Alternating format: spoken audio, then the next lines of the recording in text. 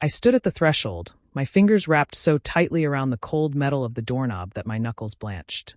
From the other side of the door, laughter rang out, sharp and cruel, cutting through the air like the jagged edge of a serrated blade. But it wasn't just laughter.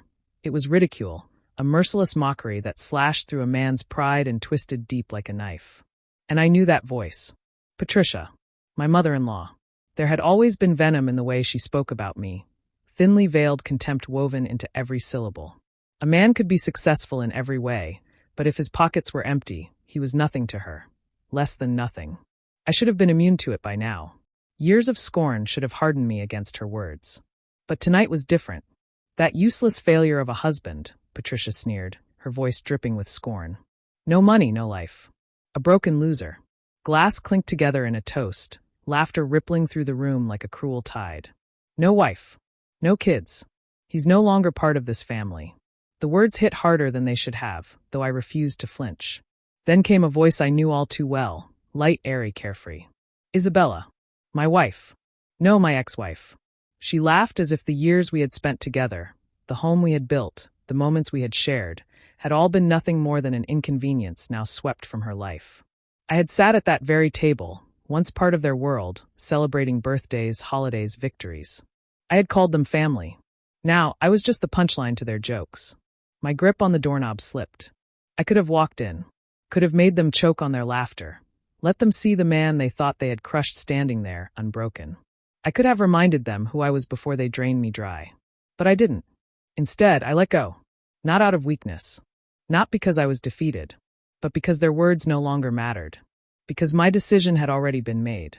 I turned away, stepping back into the crisp night air, my breath curling like smoke under the glow of the porch light. Reaching into my pocket, I pulled out my phone and scrolled through my contacts until I found the name I wanted. Dominic Langford. My lawyer. My only true ally. I hit the call button. It's time, I said, my voice calm, controlled. A moment of silence, then Dominic's voice, steady and certain. Then let's make them pay. A slow smirk curled my lips as I walked toward my car. The night was cold, but I felt nothing. Not sorrow, not hesitation, not doubt. They thought I was broken. They thought I was finished. They thought they had won. They had no idea what was coming. I sat alone in the dim glow of my small room, the soft blue light of my laptop casting cold reflections off the glass of whiskey in my hand. The ice had begun to melt, dulling the burn, but I barely noticed. My focus was locked on the screen, the damning collection of emails, bank transfers, and hidden contracts spread before me like a grotesque puzzle finally clicking into place. Isabella. Not just my ex-wife. Not just the woman who had walked away when everything crumbled. She had been part of it. I clenched my jaw, my fingers tightening around the glass. The signs had always been there, lurking in the shadows of my downfall. I had simply refused to see them. 2 years ago, my world had collapsed in the blink of an eye.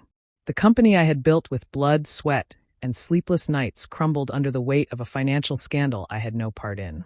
One day, I was a respected businessman. The next, I was an outcast, my accounts emptied, my assets frozen, my reputation shredded. Fraud. Embezzlement.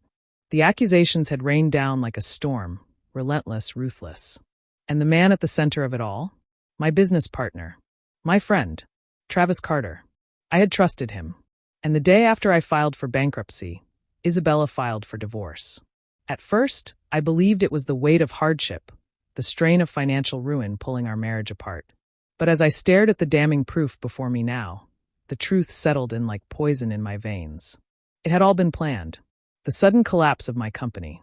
The manufactured financial mismanagement that had been pinned on me.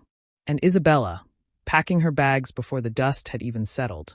My stomach twisted as I read the email again. From Isabella Carter. To Travis Carter.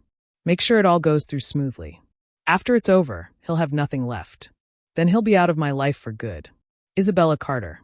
She had taken his last name the instant our divorce was finalized. No hesitation. No grief. No second thoughts. My fingers curled into fists.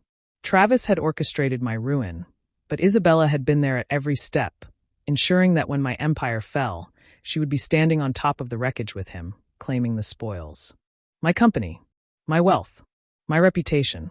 And now, they lived in the lap of luxury, reveling in the life they had stolen from me. But not for much longer. I leaned back in my chair, fingers absently scratching at my temple as I let the memories wash over me. Every whispered insult, every condescending glance, every moment of humiliation. I had swallowed their scorn for too long. I had endured their laughter, their judgment, their betrayal. But not this time. I exhaled slowly and clicked open another folder on my laptop, the culmination of 6 painstaking months of work. Dominic and I had been thorough, leaving no stone unturned. Bank statements, illicit transfers, fraudulent contracts, private emails. Each piece of evidence wove together a damning narrative of deceit, corporate theft, and financial sabotage. Travis and Isabella had orchestrated my downfall with meticulous precision, believing themselves untouchable. But they had made a fatal miscalculation. They had underestimated the man they had tried to destroy. Cracking my knuckles, I reached for my phone and dialed the only person who had stood by me through it all. "We have everything we need," I told Dominic, my voice steady, unwavering. His response was immediate. "Then it's time to pull the trigger." A slow smile curved my lips. "Let's bury them." She was a wreck. The poised, confident woman I had once known was gone, stripped away like a facade crumbling under the weight of reality. Her expensive dress was wrinkled, her makeup smeared, her once perfectly styled hair hanging in tangled disarray.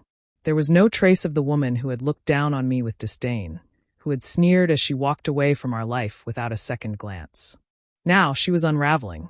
"You don't understand," Isabella snapped at the concierge, desperation cracking through her usually polished tone.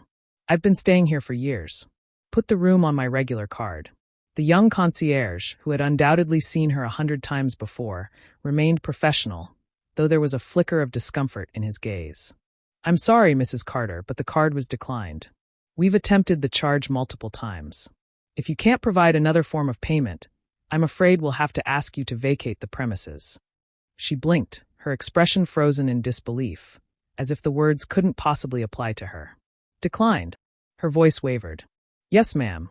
A silence settled, thick with embarrassment, pressing down on her as realization clawed its way in. She had no money, no safety net, and most importantly, no one left to catch her when she fell. Her breath hitched, her fists tightening at her sides. Then, without another word, she turned sharply and walked toward the parking lot, her heels clicking against the pavement with forced composure. But there was nowhere to go. Her luxury SUV had been repossessed 3 days ago. She came to an abrupt stop, staring at the empty space where her car should have been, her chest rising and falling in uneven gasps. And then finally she shattered. Tears streaked down her cheeks as she fumbled with her phone, her fingers trembling as she dialed the one person she had always been able to rely on. Her mother, Patricia. I watched as she clutched the phone to her ear, her voice cracking.